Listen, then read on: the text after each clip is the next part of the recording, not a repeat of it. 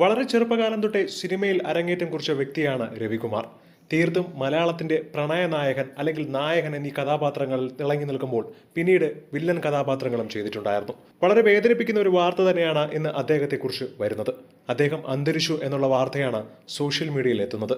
അർബുദ രോഗത്തെ തുടർന്ന് ചികിത്സയിലായിരുന്ന അദ്ദേഹത്തെ ബുധനാഴ്ച ചെന്നൈ വേളച്ചാരിയിലെ സ്വകാര്യ ആശുപത്രിയിൽ പ്രവേശിപ്പിച്ചിരുന്നു. ഇന്ന് രാവിലെ 9 മണിയോടെ അവിടെ വെച്ചായിരുന്നു അന്ത്യം സംഭവിച്ചത് എന്നാണ് അറിയാൻ കഴിഞ്ഞത്. സിനിമാ മേഖലയ്ക്ക് വിട്ട് വർഷക്കാലമായിട്ടും അദ്ദേഹം സീരിയൽ വളരെ നല്ല കഥാപാത്രങ്ങളൊക്കെ അഭിനയിച്ചു പോന്നിരുന്നു. ഇതിനിടെയാണ് അസുഖത്തെ തുടർന്ന് ആശുപത്രിയിൽ പ്രവേശിക്കാനിടയായത്. 100-ലധികം മലയാള സിനിമകളിലും നിരവധി തമിഴ് ചിത്രങ്ങളിലും ടെലിവിഷൻ പരമ്പരകളിലും ഒക്കെ അഭിനയിച്ചിട്ടുണ്ട്. 1967 ഇന്ദുലേഖ എന്ന ചിത്രത്തിലൂടെയാണ് അരങ്ങേറ്റം കുറിച്ചത്.